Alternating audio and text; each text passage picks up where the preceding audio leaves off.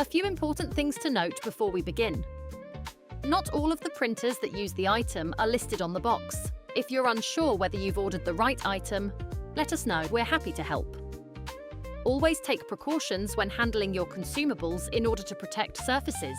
We'd recommend placing some newspaper down to prevent any damage. The appearance of the compatible products may vary. Your product may contain a small eraser.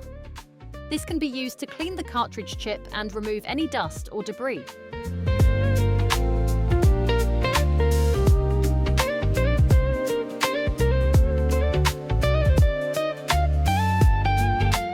Remove the clip from the cartridge, then remove the pull tab. This is the print head, where the ink will come from. This is the cartridge chip.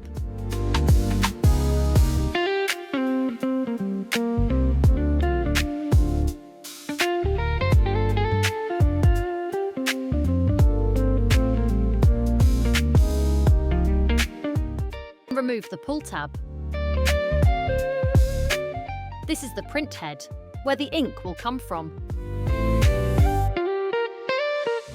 This is the cartridge chip.